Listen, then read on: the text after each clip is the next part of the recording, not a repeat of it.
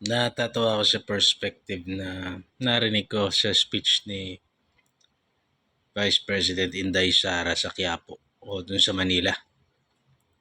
Wherein sinabi niya na si Joel Chua daw, pasensya na, tinitira ko si Inday Sara, sundalo lang kami ni Martin Romualdez.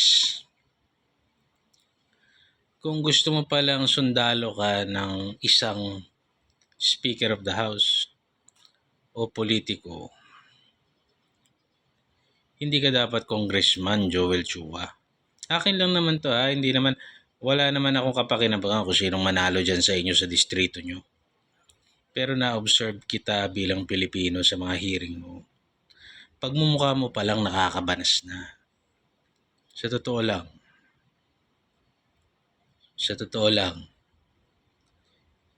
ikaw yung uri ng lalaki na ang tawag ng mga kasama ko, bayot. Bakit ka mo? Matapang lang pag nakatago sa kung saang palda. By yourself, you're nothing. Without your position, without your title, without your padrinos, without your bodyguards, you cannot sit inside a room with another man na hindi mo kontrolado ang sitwasyon. So you're not a soldier. Number 2 point, sa isang congressman, ang alam ko equal footing kayo. May hierarchy in the sense na siya, Speaker of the House. Pero hindi kanya dapat bata-bata. Bakit mo sinabi daw ayon kay Inday Sara to na you're just a soldier of Martin Romualdez?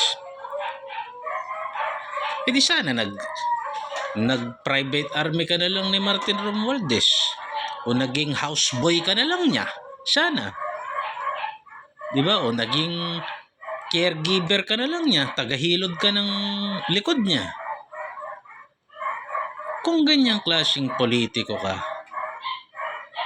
paano mo i-represent yung distrito mo?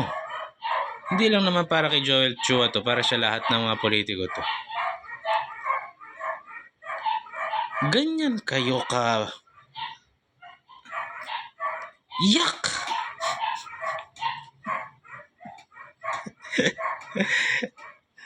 Alam mo, ikaw yung tipo ng tao na talagang babatukan pagka putang ina. Yung hindi ka respeto to putang ina. Ganun yung dating.